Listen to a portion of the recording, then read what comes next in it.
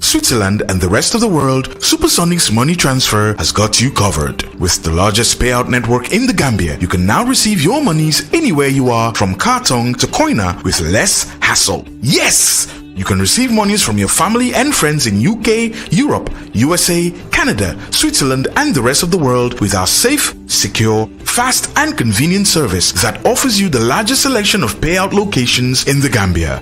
Supersonic's money transfer. We are currently in 34 African countries and counting, giving you quality money remittance services that are second to none. Visit the Google Play Store or the Apple Store today to download the Supersonics Money Transfer app and enjoy excellent money transfer services only with Supersonics.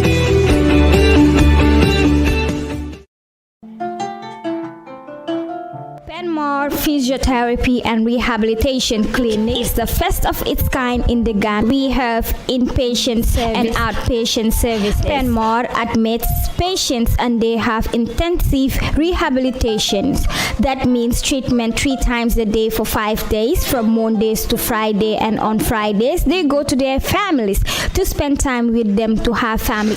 Our patients come on regular appointments, probably 2 or 3 times in a week for treatment. We treat patients with arthritis, with back pain, stroke patients, fractures or after fracture operation, paralysis of all types, and we do treat both young and old patients. Panmar Physiotherapy gives quality physiotherapy treatments to Gambians because we are qualified physios from different parts of the world.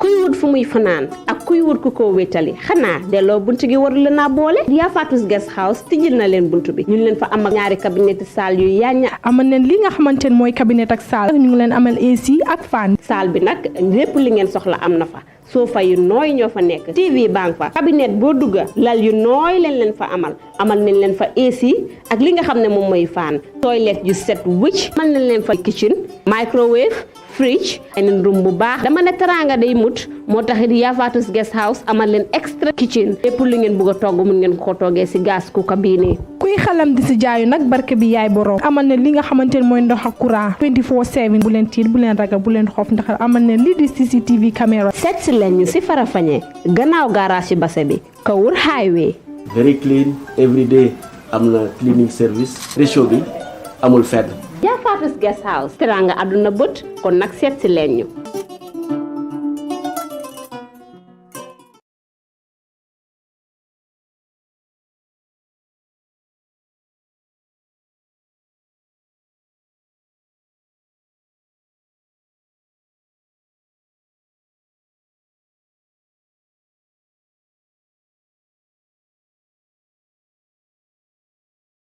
tune in direct ala jibe stay tuned mimbe kiring Gambia bantala Gambia luo Gambia ñu ngi nii fi nga xam ne nag mooy Sénégal sali la ñu ñëw jege lool Mbour ñu ñëw nag fekk fi doomi ndaanaan doomi Linguère lay wax doomi li nga xam ne nag moom papaam su ne Gambia Sports papaam la ñuy wax kii nag doomi kan la duma leen ko wax moom moo leen koy wax ñu ne nettali si laama ñi borom la daaxee Semester Avenue with a difference dañu bàyyi Gambia romb fiiri bi di teppi ni ñëw Sénégal fu mu dugga ma dugga fa su demee Dakar ma dem Dakar jamono yi nag sali leen ñëw fekk ko ñu xool naka la spending holiday am xanaa neex xam ngeen ma ak Semester Avenue semester yi soo leen ñëwee ma dalal leen wax naa leen ku dëkk ba si bus ba ma fekk ko waaye ku dëkk si capital bi ma fekk la fa waaye kuy dem Sénégal ma fekk la sa holiday xool naka la sa holiday mel na neex na neexut moom mooy kan ak lan la muy xool naka am yaa ngi baax maa ngi baax yaay man naka holiday bi mu ngi nii rek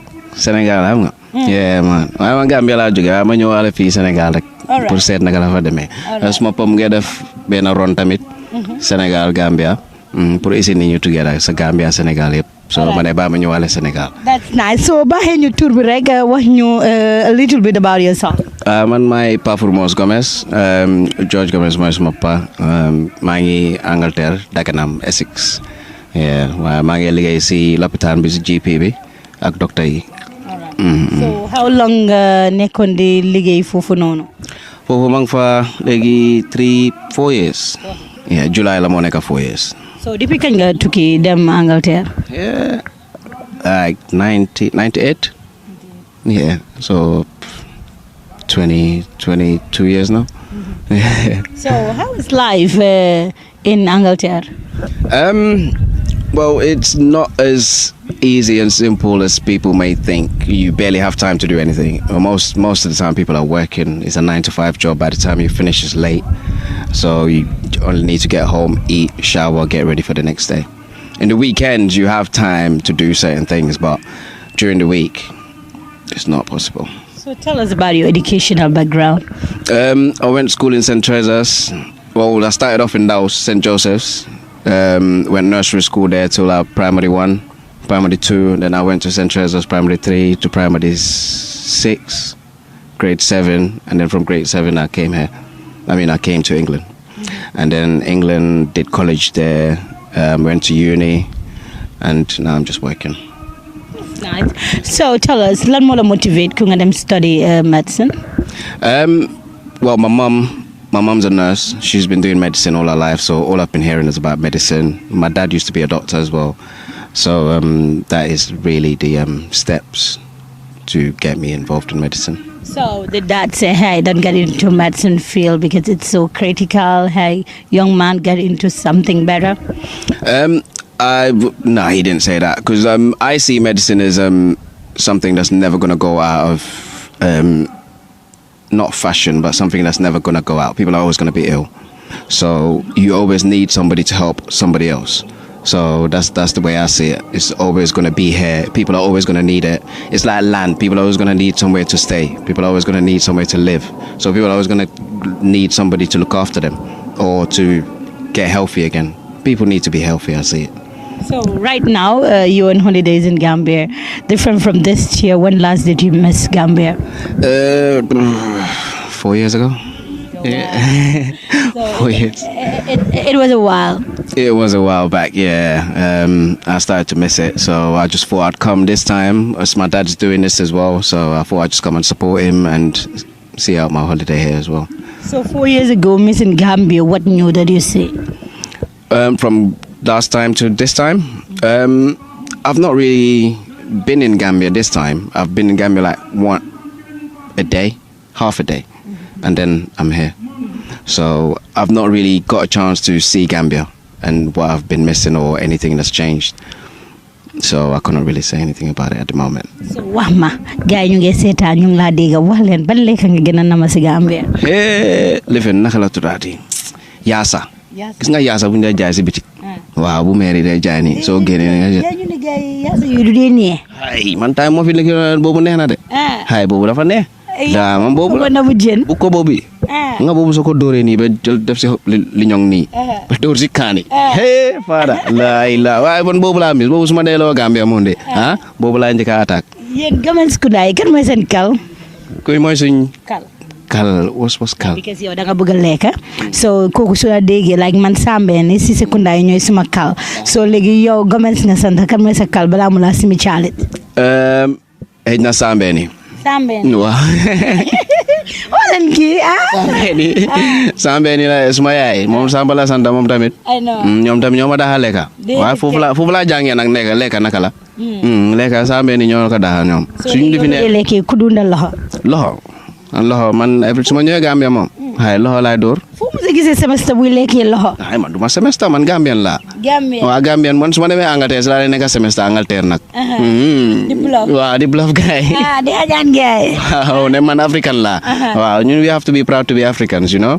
So when we go out we need to be like proud that we're Africans, not proud that we've come back to our country, you know what I mean? Like promoting like being out of our country. So when we come back is a bit more, you need to be like excited that you're back in your country.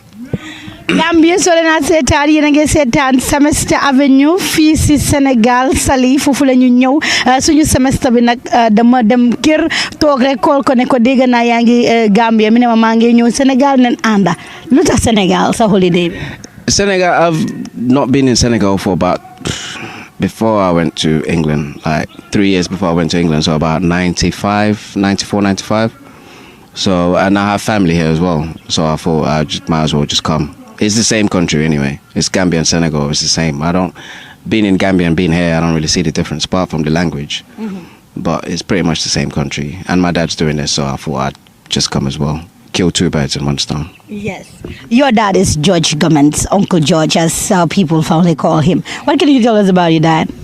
My dad, he's well, I see that people like respect him a lot, and that is quite like it's rejoicing for me to see that people like do give him that respect that I give him as well, if you know what I mean. But he's outgoing. My dad likes to do stuff. Like, that's why he's this age and he's still traveling, doing things like events. He's really friendly. He's funny as well. He's a funny guy. He's like outrageously funny. But apart from that, he's just a good man, good heart. I have nothing bad to say about my dad, really. You need for hands. Te yow it danga hands. Fa many yow mom gonduru. No, why pana man ma ko dahan nak lo fo. Lo fo. Man duma wax dara bala sa jang yi di ma ndor man mi ma du wa ma du duga ci problème. Ana ya ko dah. Lolo wa. Am fit de. Hay ma ko dah gay lo lañ de wa. Ya sama sa yibi ala ngena am fit.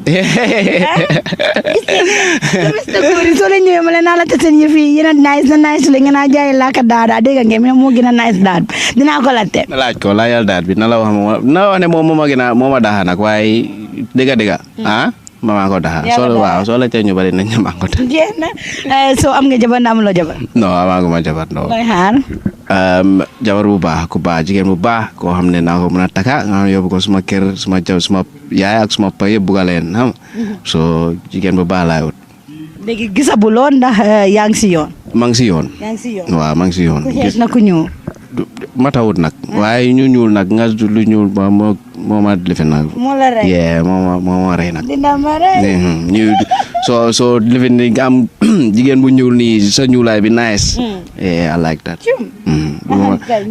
bo go day joxe mamu bako so naka nga gisee Sénégambia ron bi sa papa organize it's going good. This is the second year, so we're just looking out for things we can improve on and make the run better, because he wants to do like the whole West Africa to join up in this rather than just the Gambia and Senegal thing. He wants the whole West Africa to be one and make it like integration, run for West African integration rather than run for Senegambia integration.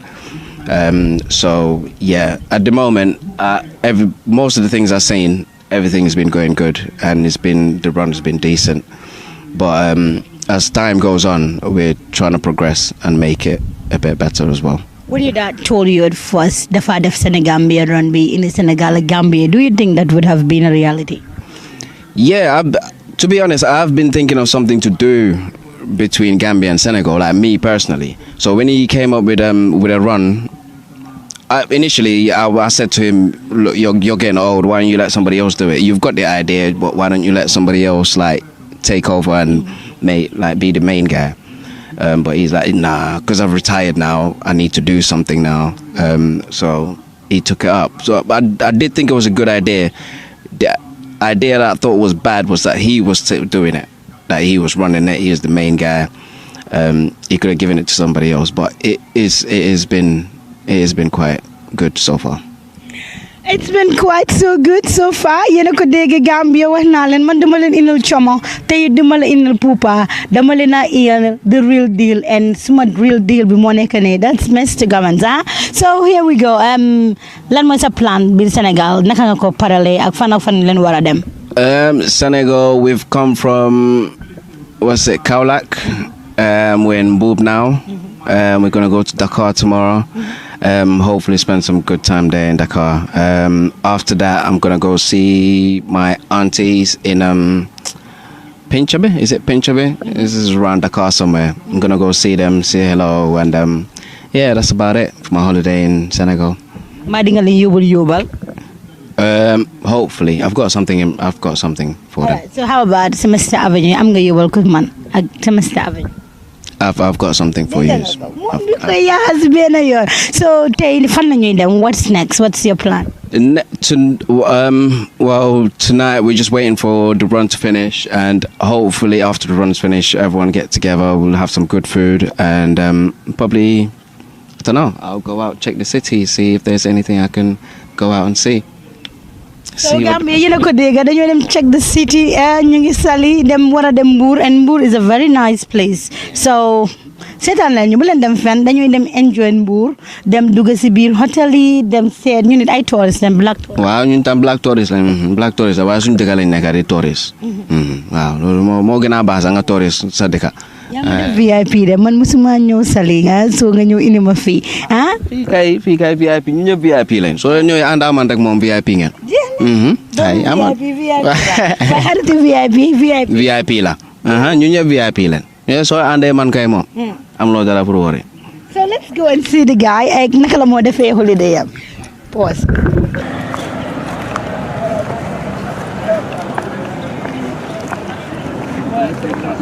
Gambia comme ni ma leen ko waxee Semester Avenue duñu toog Gambie dañuy génn fu Semester dem ma dem jamono ji nag maa ngi ak sama Semester comme ni leen ko waxee woon rek si ngoon dañ doon def la tournée noonu la ko sénégalais yi di ko waxee dañ doon tournée dëkk bi tournée fi nga xam ne nag mooy Mbour jamono ji nag ñu ngi Mbour si hôtel bi nga xam ne nag moom la gars yi tuddee hôtel bi nga xam ne nag mooy Coco Beach Hotel Coco Beach Hotel mu nekk hôtel boo xam ne hôtel bu yàgg fii la si biir fi nga xam ne nag mooy place bu yanja bi place bu rafet bi di Mbour Mbour nag nekk dëkki taranga nekk dëkki tourist tey fii lañ ñëw war a def li nga xam ne nag mooy suñu Semester Avenue dama happy musuma am semester treatment all the way in Sénégal yow ndaanaan nga de. maa ngi sa gannaaw waaye. xanaa nga xam ne Fatou dafa bëgg a yëfi tukki rek nga ne xaaral tey nga créétal ko bii. waaw loolu laa dégg dama dégg ne Fatou moom yëfi semester moom so ma ne xaaral ma ñëw Dakar Sénégal ëllëg ñu ngi dem Dakar so yeah. naka reer bi mbaa enjoy nga ko. waaw spaghetti bi ak chicken bi moom. waaw Sénégal moom nañ tooga last 3 days yu ma fi nekk yëpp reer bi moom was on point so can't say anything bad about it. Sénégal ak Gambie bu la daaxal. fu mu nekk nii. waaye Gambia suma dëkk la. waaye Sénégal neex na. Gambia moom. I know there's no other country better than Gambia, but Senegal is nice. kenn du ko jaxase kenn jamono ji dégg ngeen nu ko waxee def na ko fi politicien yi la Adama Barrow di defal Gambie moo tax Gambien si gars like ko bu boobaa nag dégg neen ne yaa ngi si yëfi musique tam yaa ngi yëngu si musique so xam nga ma dama dee gestu so somebody mi ne ma musique la moo yëngu de. Yeah, I do a little bit of music, like producing, go to my friend's house and do a little bit of recording. I have some friends that are like artists and that, so they do music, so I produce it, make beats sometimes and see what comes out. But it's not really a passion of mine. I just do it from time to time. The real passion is like football, so I do football coaching. What kind of music nga def? Like we have a music genre in England called garage, and so mostly garage, grime and garage. So it's like underground. It's really underground. Stormzy, J Hoss, all of them do the same music. So that's the type of music I do. Take us through one of your songs. I just want to feel it. I don't make the songs. I just produce. Like some people make the songs, I make the beats, and then I produce the song. So there's not much is mine, apart from the artist. But I do help out, mostly. So help out. What music? I can't rap. You can. I can't rap. All right. So tell me, how did your family see this? A lot of people dañ de wax ne dama bëgg suma doom nekk lawyer, dama bëgg suma doom nekk li nga xam ne mooy lawyer, dama bëgg suma doom def leneen. Yow yaa ngi def medicine and the same time ngay bokk si yëfi music bi ak yooyu noonu. So sa family gisewuñ ko something else? No. Well, my family. That's a good thing about my family as well. They are real supportive whatever I do or whatever anybody in the family does. So it's not like pressure like you need to be a lawyer or you need to be a doctor or anything. It's just whatever you're into, as long as it's not a bad thing, we'll support you. So it's been real supportive of whatever I do. I've been changing things I do. I used to play football. Now I'm like in a GP. I do football coaching and music. So I literally just like go into something. I don't sit around not doing anything, if you know what I mean. So I've got my hands tied in loads of things. So anytime I'm bored, I can do something else. If you know what I'm saying, lola ma wax de dima jay angale wax ko ne man nak dama diga angale de so going back to your career, you talk about sports. What kind of sport do you do? Football. Why football? Because my dad used to play football, and yeah, it's just generic. I just get it from him. He used to play football for Gambia. He's been to England. He's played there, but this is back in the day. So yeah, so it runs in the family, I guess. So, which team do you remember your dad playing for? Tootingbeck, St. Augustine's, which used to be the Gambian team back then. It used to be called St. Augustine's because the students at St. Augustine's were the ones that used to play for Gambia. So it used to be called St. Augustine's. So that's those are the two teams I remember him playing for. But this was back in when I was born, so I just hearsay most of the time and pictures. Mm-hmm. Yeah. So what does that have to do with you? Is it that because your dad is doing football, so you said, okay, wow, why not I also get into the football? Or is it that your daddy said, hey, get into the football so that whenever, I can have you do that? No, it's literally nothing he's talked me into. Never ever talked me into doing something. Like, I've just grown up and liked football and like thought, well, the main reason why I chose coaching, because I couldn't make it into football. So I chose coaching as a backup plan to like cover for not playing football, so now I can do something related to football. But now you're monologue football water. No. Man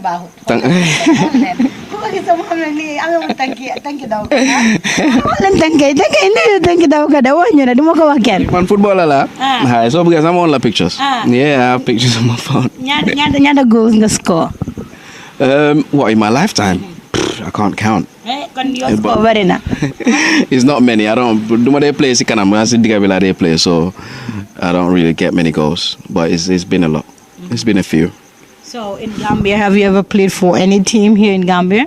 No. I had trials with what's that team called again? There's a team in Gambia I had trials for, but I only came on holiday. So I only was here for in Gambia for 2 weeks. But I played for them, trained with them for a week. And they wanted me to stay, but I was like, yeah, I gotta go back home or to England. Mm-hmm. Yeah. So no, I never played for any teams in Gambia. I left to go to England when I was 11. So yeah.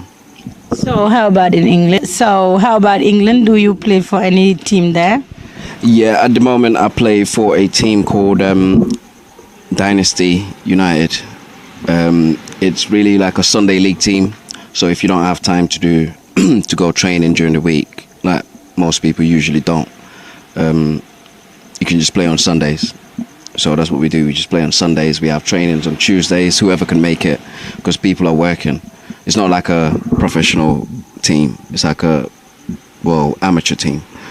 So, but there's a leagues in England, Sunday league teams. So you can go and play for teams if you want. If you're good enough, you can go and play for teams. But so are you good enough? I would think so. But I would let you be the judge if you see me play. Yéen waa Angleterre ana ngeen su dee yéen a ngeen seetaan nag wax leen bina leen seen comments ngeen wax ñu ndax mun na ndax mënut su mënut nag wax leen ma su yéen ndaare la rek wax ma. I coached the London team back in England. Yeah, they have cultural week every year. Yeah. So and Joke Malik and that. So they bring teams from every part of England. So when they come to London or when we're going, I'm in charge of the London team. Mm-hmm. I'm the coach of the London team. They can watch and they can. So tell us how did it go? With your team when they played at the London Cultural Week. I'm firstly going to start with with our winning the trophy in 2016. We won 3 trophies, 3 tournaments that year. Lately, it's not been going so good for us. It's been going good, but it's not been going as good as it went in 2016. So we've not been making the finals. We've not been having like enough numbers of players. We'll have like 12, and we have to play a whole 5 games, and sometimes it's not enough. You get players that are tired, they start getting injuries and that. So yeah, we've not been doing good, but we're a good team. Everyone's scared of us, I'm sure. They know. So tell me, how is life in England? It's repetitive.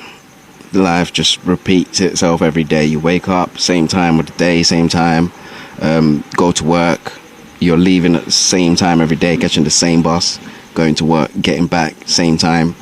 So you really got to do things like back home, like back in England, to make your life like revolve. You know what I mean? If you want to make your life go in circle, otherwise it would just be in a straight line. You just have to do the same thing over and over again. So really, you need to do other things like what I'm doing. I do, like I just said, I do coaching, music. So anytime I'm bored, I can just step out and do something else. But it is quite repetitive, and it does quite get boring sometimes.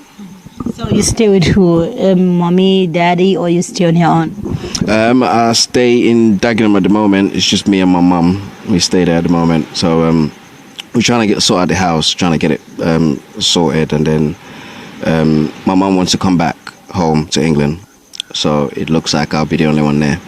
But like I said before, I'm looking for a wife, so hopefully they can occupy that space. For a wife on the internet, because you have been announcing this for quite so long. The woman about applications, Well, I wouldn't say looking might be a bit of a reach, but I wouldn't say I'm looking on the internet. But if there's one that's available, dark skin, I'll be very appreciative. So tell me, su borom toge fele la dila setan government talent sama avenue bi mine boy bi chofe na rofe na dore na de harama apply, will you say yes? I wouldn't say apply. I'm not sure if it's the right girl. It needs to be the right girl. I'd give her a chance. Yusuf Ndour mene ku lamba yaa tey daagu fan la bëggee so gaal si gaaw leen rek def ni business application send ko xool leen suma brother dafa coofe ñëw leen. So tell us, how will you compare life traveling at a very young age, going to England, been brought up in Gambia, know Gambia, and live at a very early age? How will you describe that life? Personally, I probably would have much rather preferred being here, because what it was, I got taken to England and I didn't like it. I was crying. I wanted to come back. Like a month later, they brought me back, and then like a year down the line, my brother went to America, my sister went to England. So my dad's like, no, you've got to go, because we're working, we can't really look after you, so you really got to go to England. So, and it's for a better life for you as well. So I pretty much had no choice. I was young. If I was about 15, I would have said, no, I'm not going anywhere. But yeah, they forced me to go.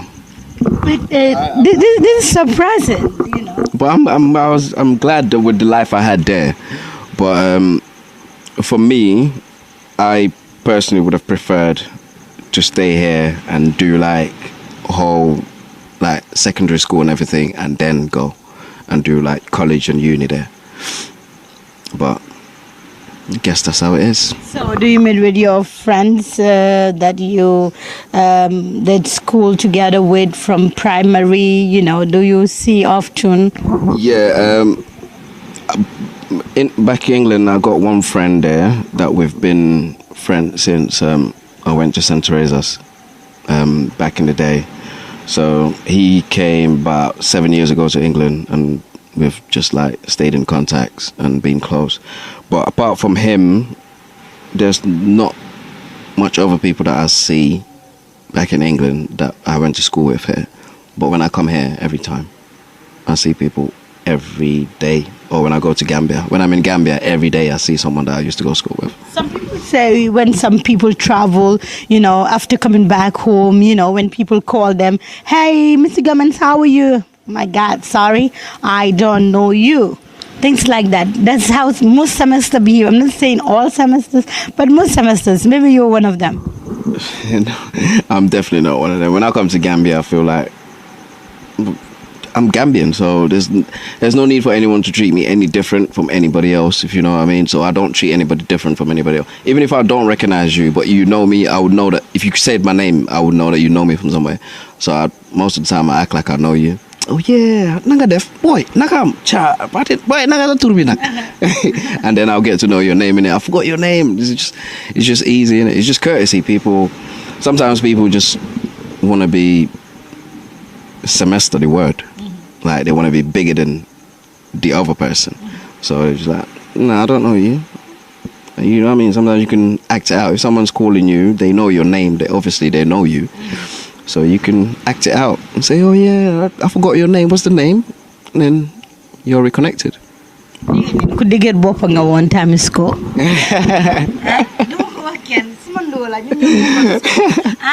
Nobody after time central. I was about. But in my fair way, I was popular. I was quite popular. Last year I went to Germany. I met someone there. I didn't like we're saying. I didn't even know him, but he was like, "You're Furu, yeah?" I'm like, "Yeah, I'm Furu." He's like, "Boy, boy, I'm like, nah." And then he was mentioning names. I was like, yeah, then you must have went to our school then if you're mentioning all these names that I know.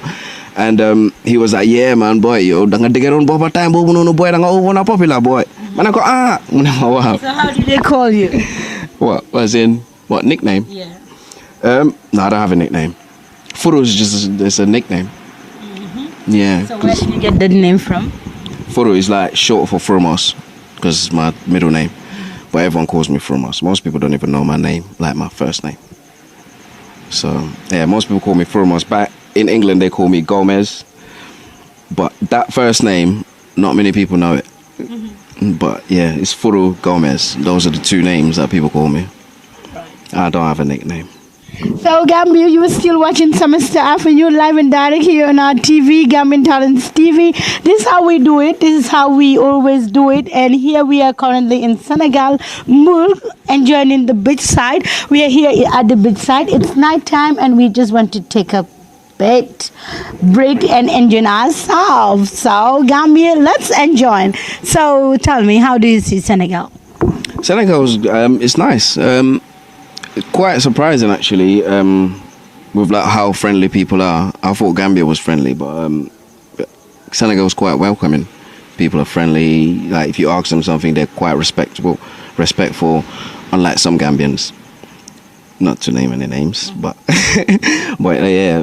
Senegalese are so respectful. They ask you something in a nice way, so polite that you'd want to do it for them, even if you can't. You just be like, I can't. But I want to do it for you. Whereas Gambians would just be so blunt. Mm-hmm. But yeah, that is quite the surprising thing about Senegal. It's nice, people are nice, nice food. Like I said, the lunches and dinners we've had the past 3 days have been excellent. So can't complain about Senegal. I'm definitely going to come back here. Next time I'm coming on holiday, I'm booking a round trip coming from Senegal to Gambia. Because apparently it's cheaper to get from England to Senegal is cheaper. Yeah. So that might be an idea for next time. So, guys, it's cheaper to travel from any other place, from Senegal to any destination than Gambia to any other place. So, we're still on the Semester Avenue. So, how do you see our country, especially politics? Politics, I really don't get into politics. So anything to do with politics, I tend to stay away. My dad does, though. He goes on about politics all the time. So I have to sit there and listen to him. But I'm not really a politician. But so youth, I think Gambia needs a bit more things for the youths to do. Like we only have a couple of football academies. And there's too many kids back home that love football for us to have just limited to. So we need more. That's one thing. But the youths are doing things for themselves. The other day in Sukuta, I see He's like 15, 16, but he's got these little kids, about 8, 9-year-olds, and he's doing football coaching with them, and he's teaching them how to play football. And I'm like this is something good. If you had someone like an adult, like guiding them through the ways and teaching them what to do, buying cones, or you know what I mean, then it will be a progression. But some of the adults, I don't think they really care about the youths that much. But that's just my opinion. I've not been to Gambia in 4 years, so I might be wrong. So right now we have seen a lot of youths getting into the back way. Just recently we have seen more than 60-something youths that die, and most of them stayed in Barra. And currently it's a cause of concern for a lot of us that believe so much in the life of the youths. And as the people always say, youths are the cream of the society. So what message do you have for the youths? What do you think youths can do to eradicate such a thing? I have an aim. For me, it's like, if you have an aim and you have a goal and you want to achieve it, not goal of I want to go to England or I want to go somewhere else. Have a goal in your country, make your country better. You know what I mean? Like, you need to, if you don't make your country better, who else is going to do it? If all of you are going and leaving, going for the back way, who else is going to be here to make this country better? So we need people to stay here and have initiatives and ideas and bring them up so we can progress. Like Senegal have. I think Gambia is a bit behind Senegal in that sense. So we need to progress and reach Senegal, at least if we want to get in contact with like anywhere near the rest of the world. Because we're challenging Senegal, and Senegal are miles ahead of us. And Senegal's they're pretty much the same as Nigeria if we're talking about like economy and like how their youths and the facilities they have in their countries. They're pretty much neck and neck with Nigeria, and we're miles behind them. So we need to climb up a bit, and the youths are the only ones that are doing it. We have like people like my dad that are doing these things. He's old now. He's in his 70s now, if not 80s. So we need youths to take this up, these kind of things, and progress, because they'll have more time here. So if we have youths that are doing that, ideas, initiatives, and like just effort, rather than just sitting there drinking a tire and thinking how am I going to make my way to England? It's not progressive. Because I've seen people, I've seen Gambians back in England that have come through the back way and they're not doing nothing back there. Because if you go all the way to England with no papers, you're not going to be working. And you're always looking behind your back, see if immigration are there, because once they catch you, that's it. So my advice to the youths in Gambia is to have an aim in Gambia first. Once you succeed in Gambia, then it'll be easier for you to go to countries like that, because you're successful. Once you're successful, you can do whatever you want now, but you need to be successful first. That's my and not successful in education. It doesn't have to be education. But you need to educate yourself. You don't have to go to schools, but you need to educate yourself. Go on the internet. There's Google now. You can do many things. You can just search up things that you want to do, and it will bring you loads of ideas. You don't have to think of it yourself, but you have to learn and like put things in your brain, rather than just having most of our youths have just that thing in their brain, like I want to go to England, I want to be a semester, and that's just the wrong message that we're throwing out there. So yeah. So tell us, how long will you be staying in Gambia? 2 weeks. 2 weeks. Very short. Very, very short. Yes, it was supposed to be 3 weeks, but then I missed my flight coming here.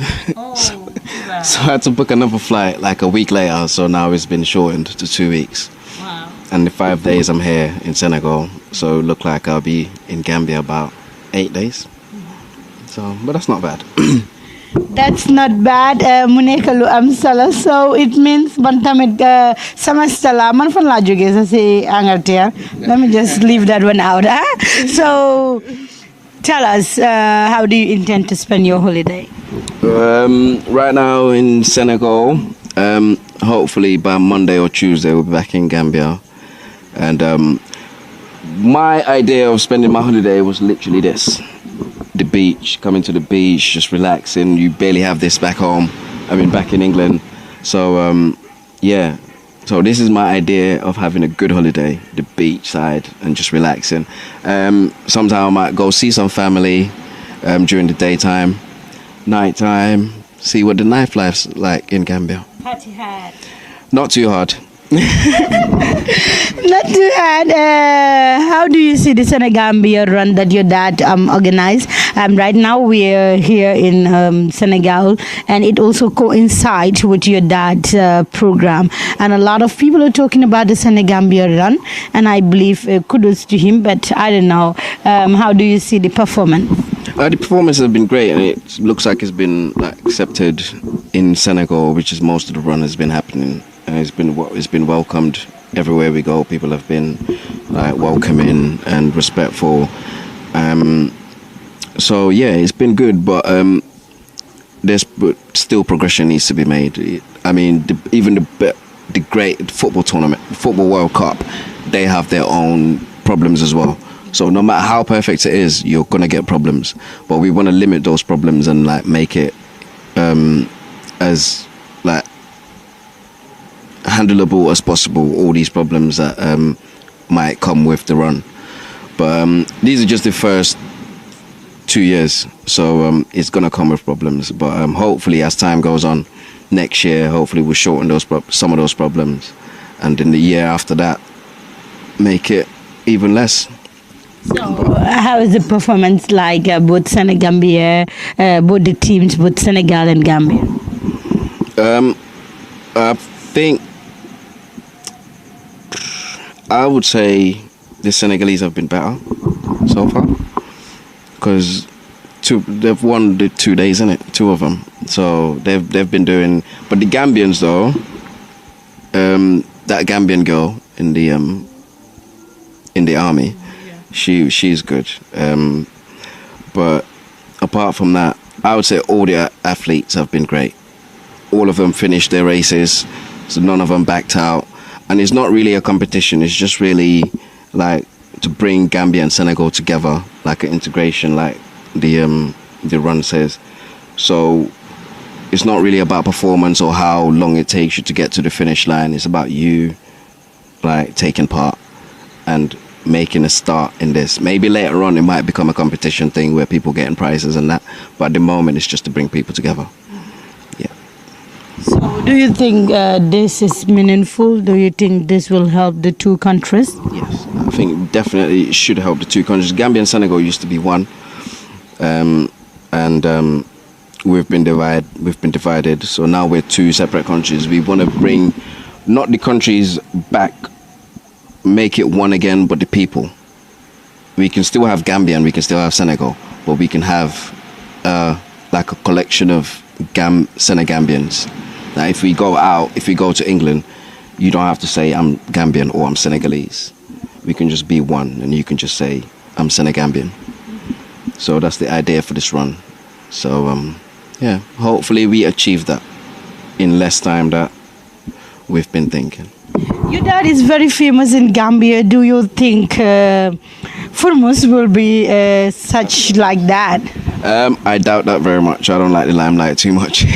So even if I was that famous, I don't think I handled it very well. I don't really handle focus too well. If all the focus is on me, oh yeah, you're Furmus Gomez, yola is, I don't really, yeah.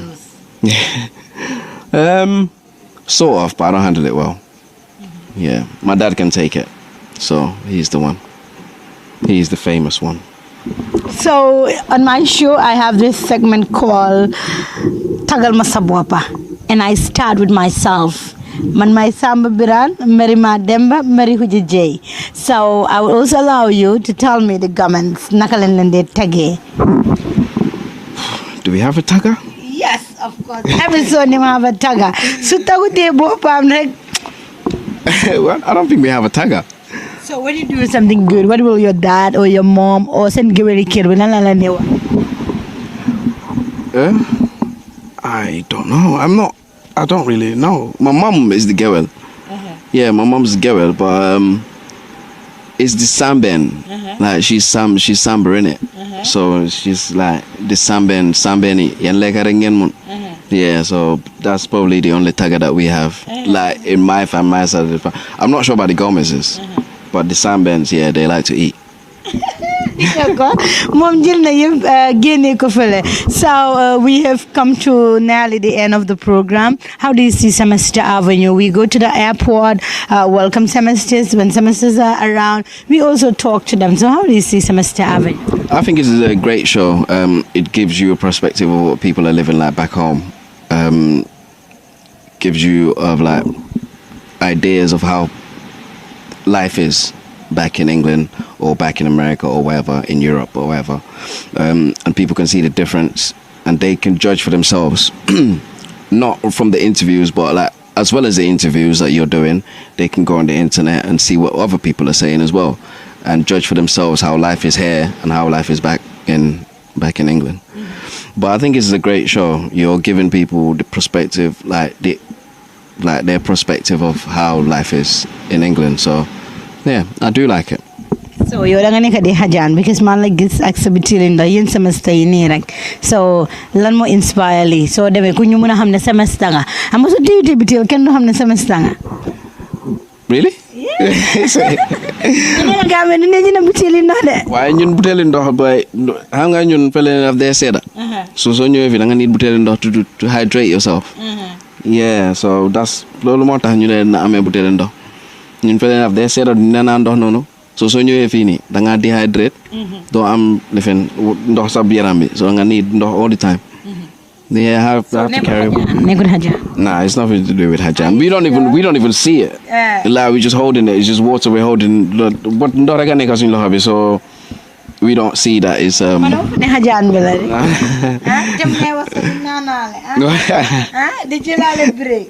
Nah, it's just we're dehydrating. Yeah, as you see, I was just sweating like a whatever. So the water helped. So tomorrow fan la ñuy dem. Elek mom Dakar la. Elek Dakar la ñoo dem jog suba dem Dakar. I've never been to Dakar. Hopefully it's as good as the last 3 places that we've been to in Senegal. Because it has been great, like a good weekend so far, and it's only Saturday night. So are you taking us to Dakar? Are you taking me and my crew to Dakar? Yeah, you are all coming. Yeah, you all want to come? Sure, that's all right. Yeah, we'll go. Yeah, you done. So yama yobu Kaola, yobu ma Mbour, yobu ma Fanati, Dakar. Why? And then after Dakar, we go back home. We go back home. Yeah, we go back to Gambia. So you nanen nama dara. So ana sun yobal bi.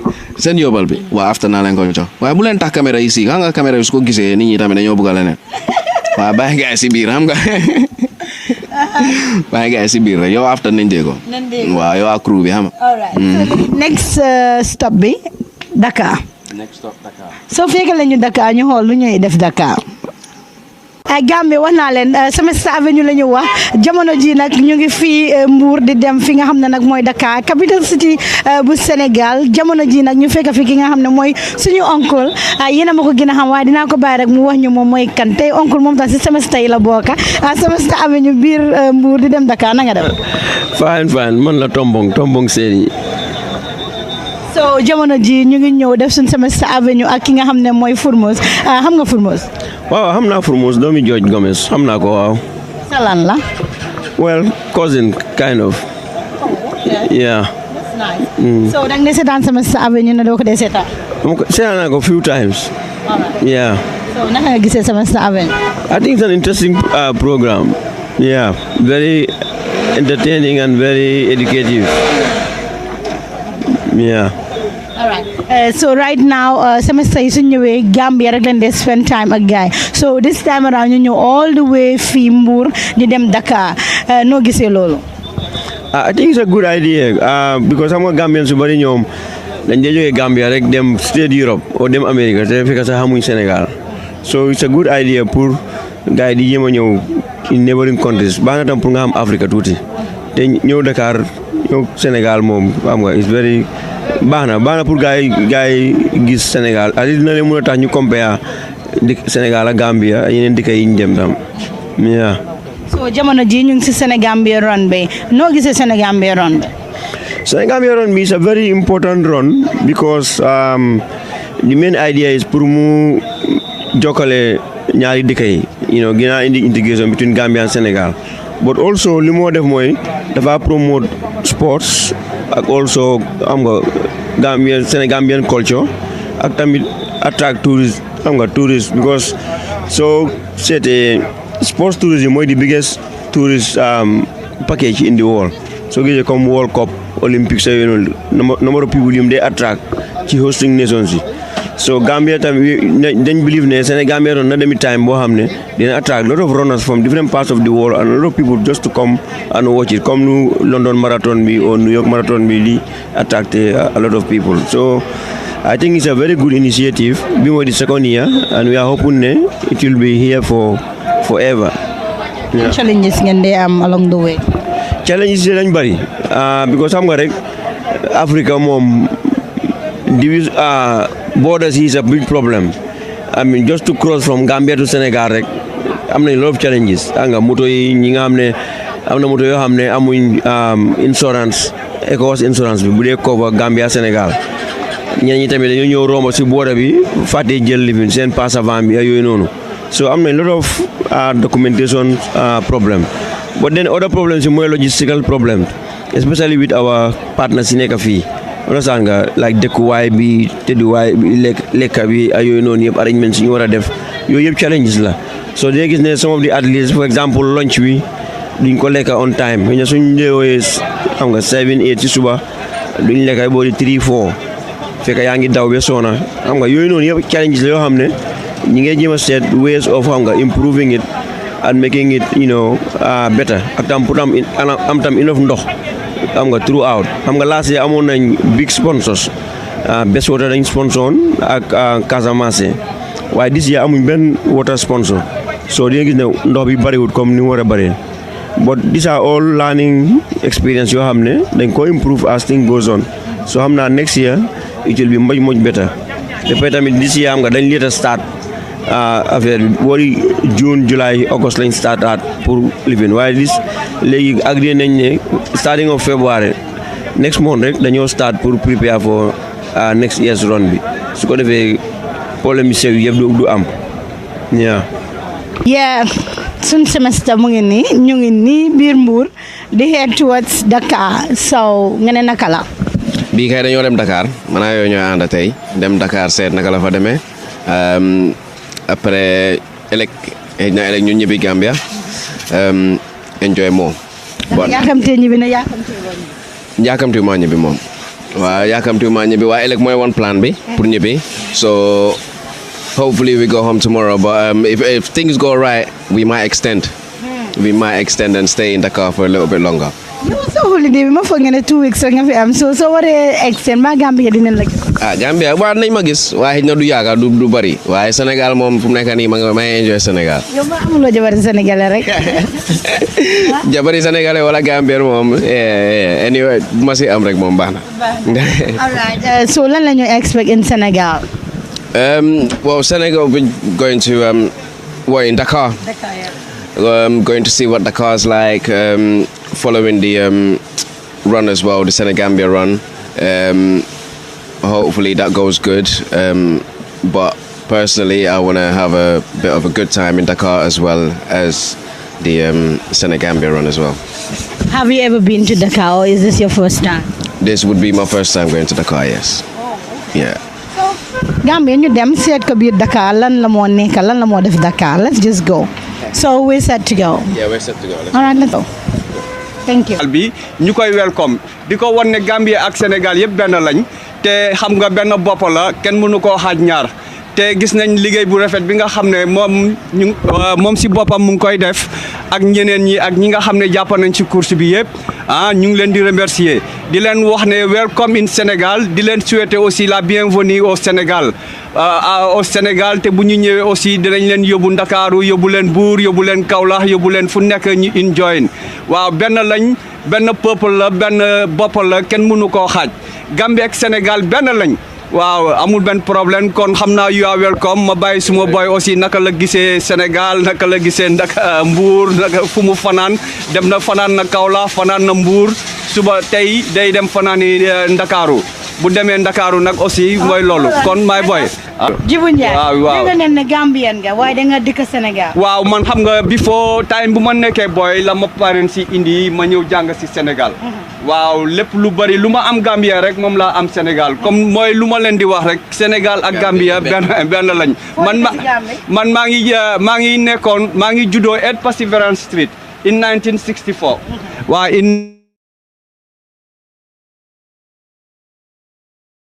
litoon ñu jël ma yóbbu ma fële na le ñu ngi ma tuddee Pa Jibu Ndiaye bu nekkoon GPM bi boo leen di fàttaliku GPM bi Gambia Produce Marketing Board xam nga pa boobu lañ ma tuddee mooy suma tooma waaw kon gis nga ko yàgg naa Sénégal after ñëwoon Sénégal jàng si dem abroad after ñëwaat encore di liggéey pour ñaari réew yi lépp lu may liggéey nag damay liggéey pour ñaari réew yi dem kanam ngeen ñëwaat encore yokk si marathon bi nii nga xam ne ñu ngi ko tuddee marathon de l'intégration te su ñuy wax marathon de l'intégration mooy marathon boo xam ne dafa war a intégrer ñaari réew yi ndax gis nañ ne lépp loo xam ne secrétariat permanent sénégalo-gambien secrétariat permanent secrétariat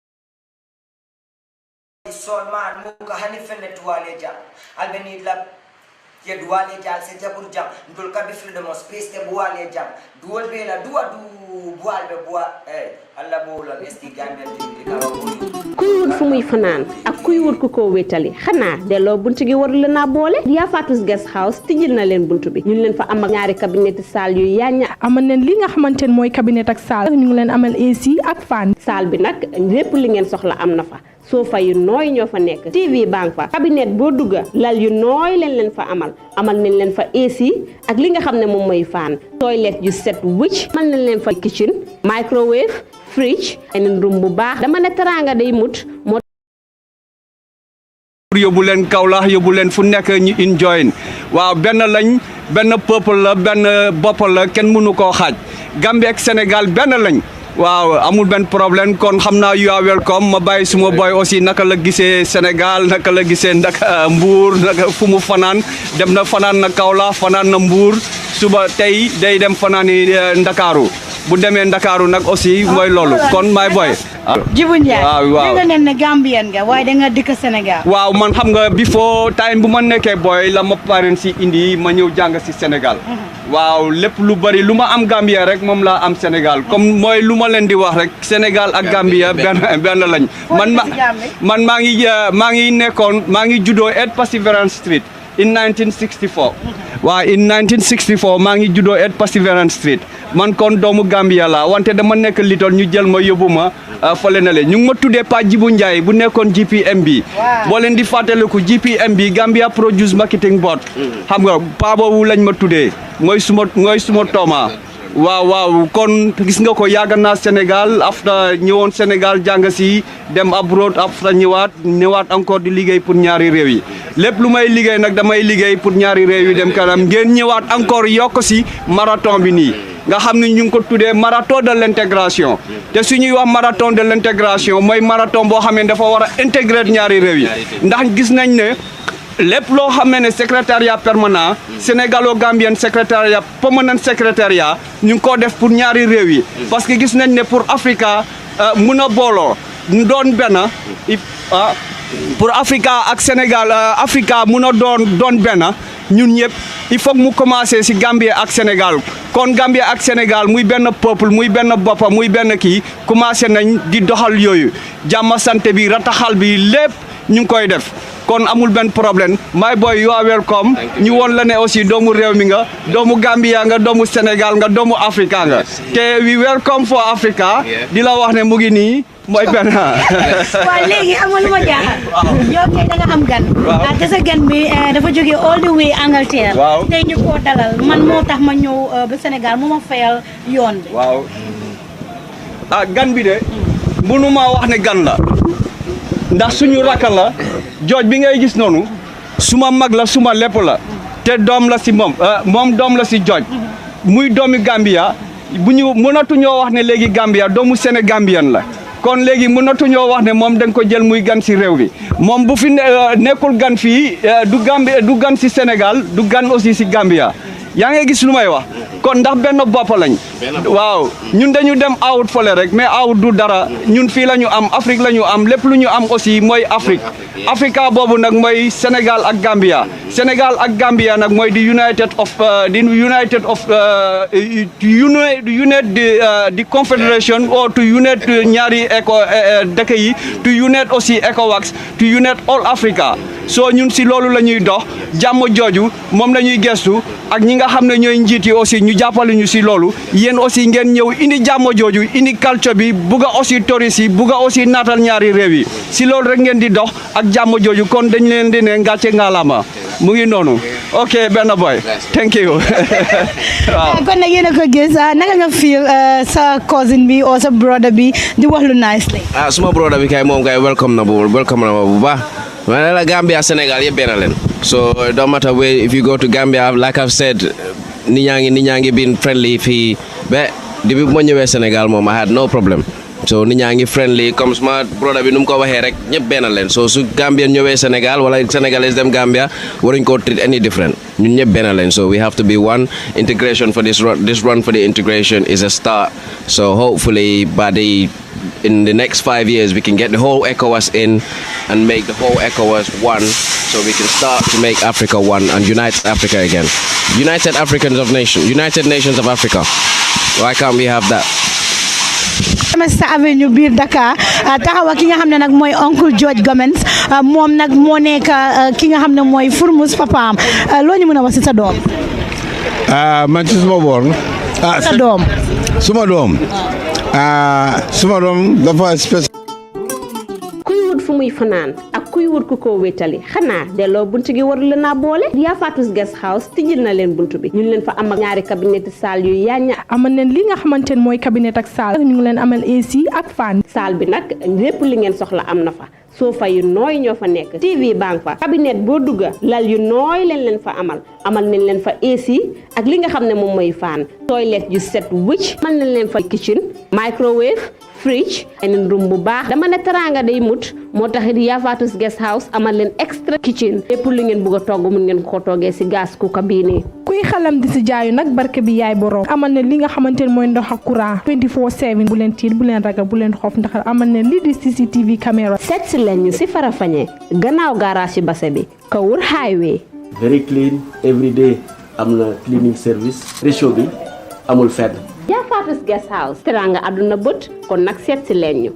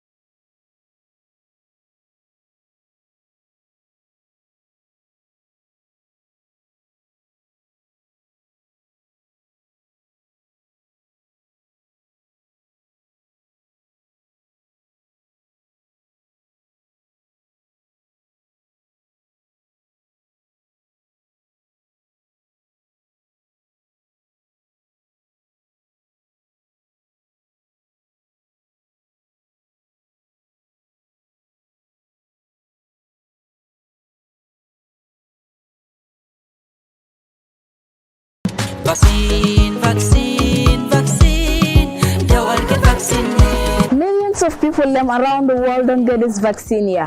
Coronavirus not something we do. It not sabi race, it not sabi gender, it not sabi tribe.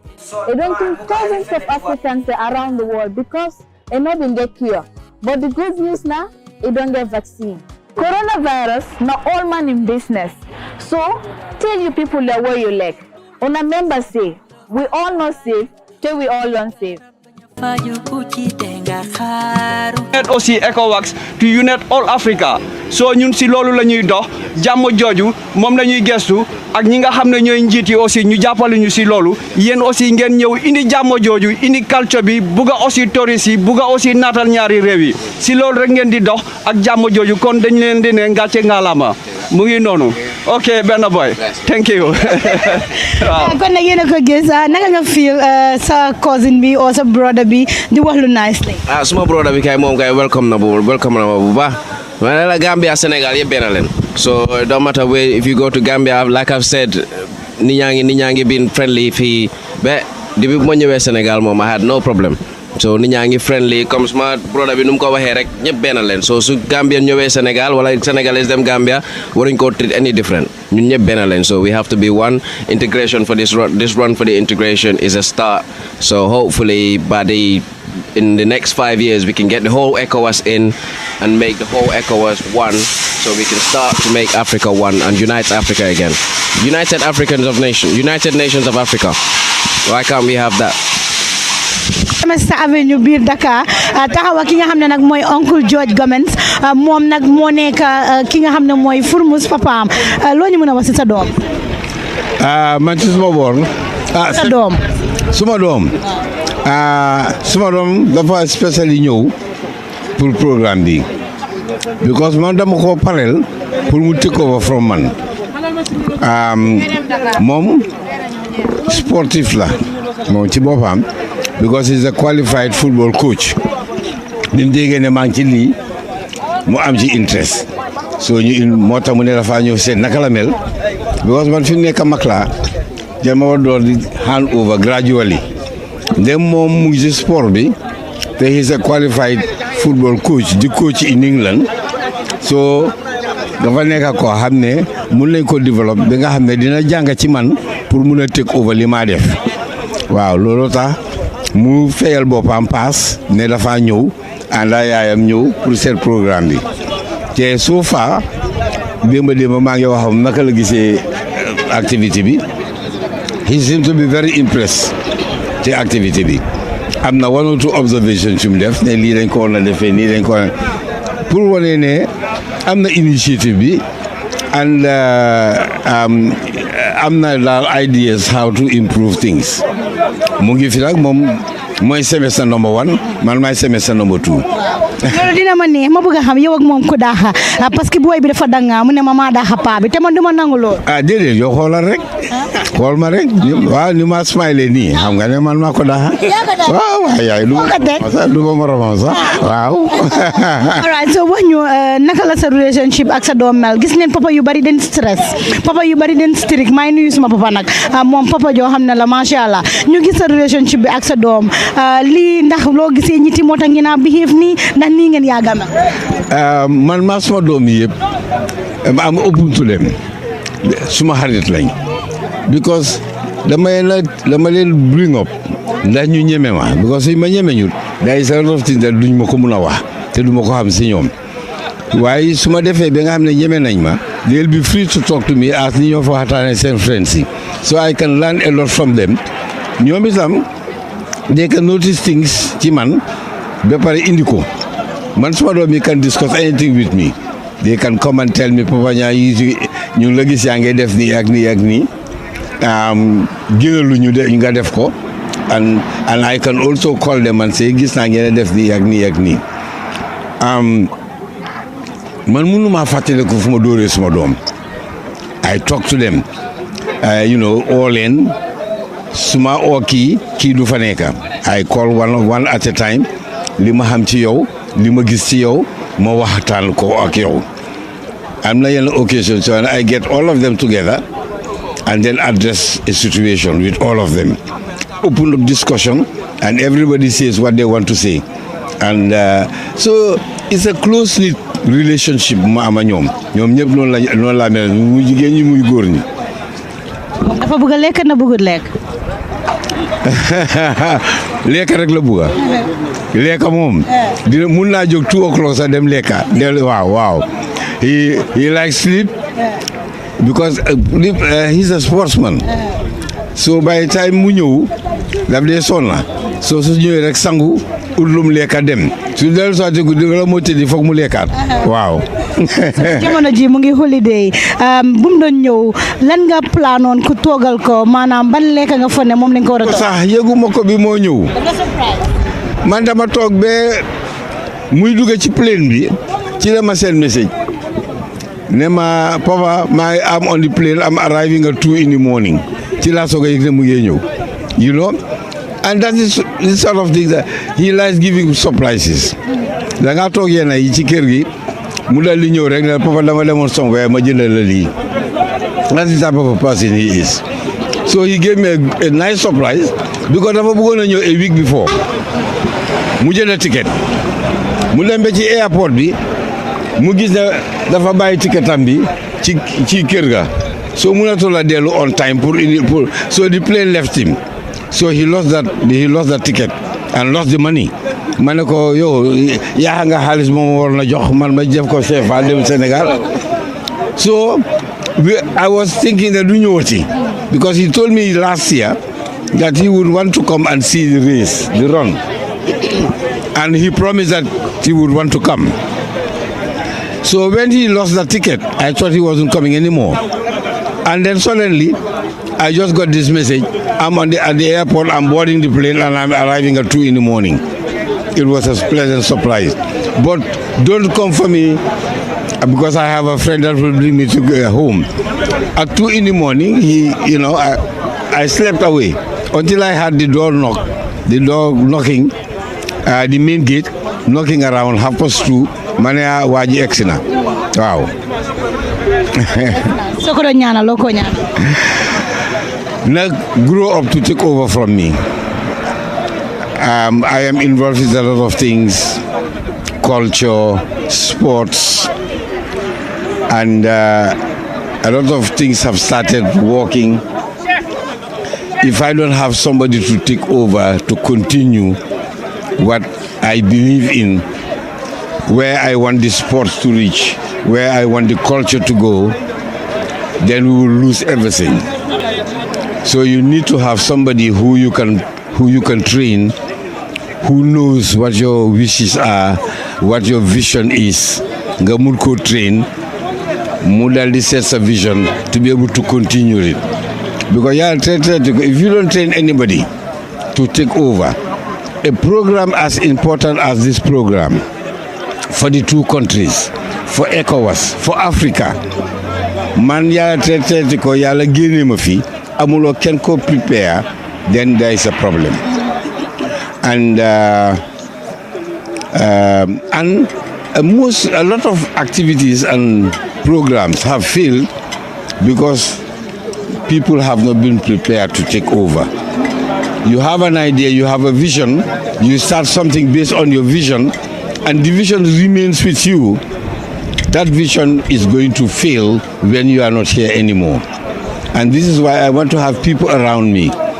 And over the years, I have had a lot of people around me who I work with, and I explain my vision to them. I explain the ideas behind what I want to do, so that when I am not here anymore, there is somebody to take over and to continue. And this is, I'm hoping that he will be strong enough to be able to continue, to know what my visions are, what my likings are, so that when I'm not here anymore, he'll be able to take over. Not take over maybe immediately, because there are other people with me, but he works with them and help them to continue the vision. This is what I'm hoping. Moy sa taw na neku sa taw? Déedéet nekkul suma la moom am na ma bu góor am na am na about ñeneenti mag am na ñeneenti mag yu jigéen am na mag bu góor am na ñeneenti mag yu jigéen soo nekkul suma taaw nekk foog naa mu ngi ci digg bi because am na ñeneenti mag yu jigéen. sa xarit suma xarit la. sa xarit bopp la. suma xarit la waaw. sa xarit moo la dee jox xaalis moo tax yow ni nga bëggee xaalis. yii loo wér sa xaalis bi su ma ko joxoon ni kon fi mu nekk am naa CFA suma poos waaye fi mu nekk aw ma dara. monsieur Masido nuyu naa la. fay naa la. waxal gars yi yow yaay kan. man maay Fodé Seck ambassadeur maa ko ci English executive secretary of the Senegambian Permanent Secretariat. gis neen sa relationship bi George Gomez ñu bëggoon a xam doomam Furmus noo gisee mu ñëw si ron bi invite ñu ñun moo ñu invite tey ñu ñëw Semester Avenue man gars yi suñu jógee Europe dama leen a fekk fu ñuy dem ma ñëw mi ne ma kaay nga toppa ma toppa ko. def nga lu baax parce que George moom he is an educator not only for his own family but for the whole of Africa, I can add the world, because having such a vision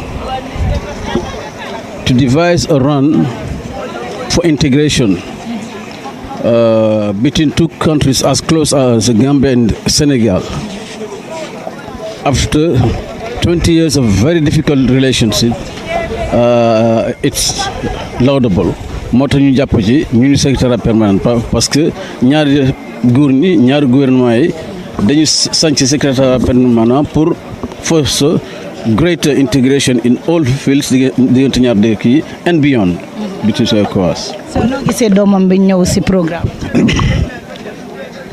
it is a welcome development ndax daaw bi ñu nekk ci British bi in front of the two presidents dama ne leen many things are going on between the Gambia and the Senegal. Women, youth, but the elders also are on the move. Between them are distinct George Gomez and his partners who have the initiative of devising a run for integration. They are moving hundreds of youths, both girls and boys. That is fantastic for the integration. kon nag soo doon ñaanal doomam loo koy ñaan. dama koy ñaanal gudd fan ak wér gu yaram ak déglu nu muy dégloo papaam du ko rëccu mu seetlu ñoo nag dugg ci biir ron bi gis gàllankoor yi ci nekkee jafe-jafe yi yëpp puisque di génération xam nga course relais la dama ko jàpp ne rek George mu ngi pare jox doomam relais bi pour mu carry on. It is just fabulous. Man ko wish very, very, very long life, good health, and success. Thank you. Guys, Furmus, dafa dawal. Mu ne ko dafa dawal.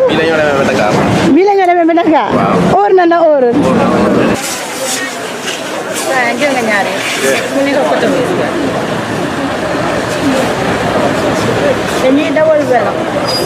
moto. déedéet moto bi yéen beneen nga neex. buur la nekkoon toog foofu noonu di enjoy jamono ji ñu ngi Dakar et suñu naka. soo tey bii la ñoo dawal. are you guys ready? war naa leen ko Semester Avenue du yomba man rek man nekkuma xale bu yomba xale biir namuma tous ak tas dama koy jël boole ko defal ba mu baax pare ñu def ma ñemeñ la parce que yoon bi dafa garaaw man nuru naa la ko rek yow mi yaa ragal naka la sax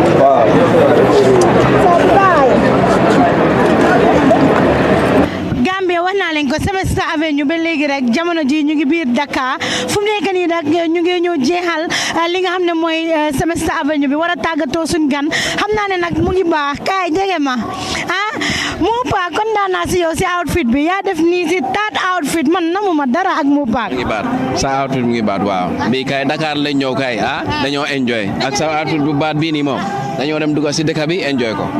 you look bad. thank you very much. noo ko tuddee waaw yow Amadaha. noo ko tuddee. mu dress bi. bii moom mooy Fatou. waaw Fatou laa ko tuddee yow laa ko tuddee. maa mun na ngeen tey rek ma ngeen waaw tey lañ ko ngeen te semestre lañ ko def waa riis. parengu dañoo ñëw dem si dëkk bi seet naka la fa demee ñu ngi Dakar fu mu nekk nii. ñu ngi Dakar waaw. jamono ji ñu ne fan leen nekk nekk maa ngi gis si gannaaw fële. Place de la Nation. so dafa mel ni fii la gars yi di defee seen independence gars ñu ne mooy independent road daal. mooy independence dëkk bi dégg naa waaw su gars yi day am seen independence fii la xale yi day ñëw di fecca di daw foog naa di def seen fii la gars yi day celebrate seen independence bi anyway yaa ngi enjoy sa bopp. Yeah, I might as well enjoy myself. I'm here. So, yeah, we're just going to go hit the town later on tonight and see what happens. So, bye-bye to guys. Bye.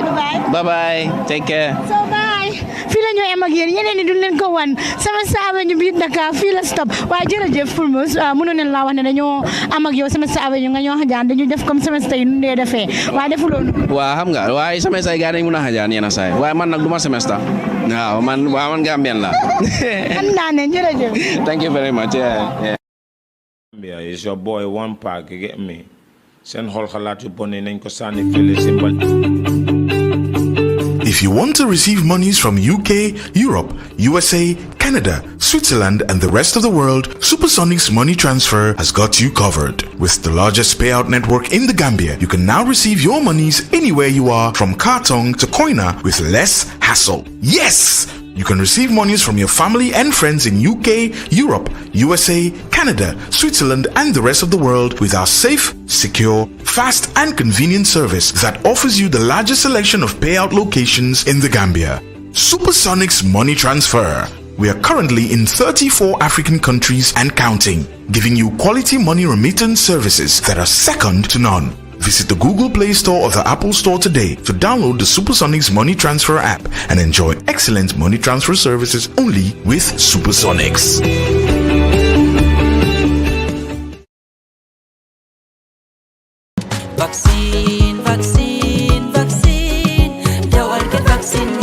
Millions of people them around the world don't get this vaccine here. Coronavirus not something we do. It not sabi race, it not sabi gender, it not sabi tribe. It don't kill thousands of Africans around the world because it not been get cure.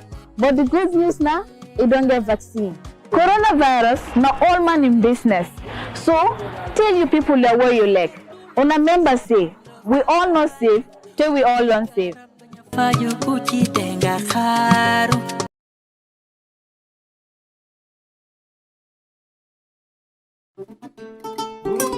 kuy wut fu muy fanaan ak kuy wut ku ko wétali xanaa delloo buntu gi war la naa boole Dia Fatus Guest House tijjil na leen buntu bi ñu leen fa am ak ñaari cabinet salle yu yaaña amal leen li nga xamante ne mooy cabinet ak salle ñu ngi leen amal AC ak fan salle bi nag lépp li ngeen soxla am na fa sofa yu nooy ñoo fa nekk TV bang fa cabinet boo dugga lal yu nooy leen fa amal nañ leen fa AC ak li nga xam ne moom mooy fan toilette yu set wicc amal nañ leen fa kitchen microwave fridge and room bu baax dama ne teranga day mut moo tax Dia Fatus Guest House amal leen extra kitchen lépp lu ngeen bëgg a togg mun ngeen ko toggee si gas cooker bii nii kuy xalam di si jaayu nag barke bi yaay borom amal ne li nga xamante ne mooy ndox ak courant 24/7 bu leen tiit bu leen ragal bu leen xof ndax amal ne lii di CCTV caméra seet si leen ñu si Farafenni gannaaw garage base bi Kawur highway very clean every day am na cleaning service ratio bi amul fenn Dia Fatus Guest House teranga àdduna bët kon nag seet si leen ñu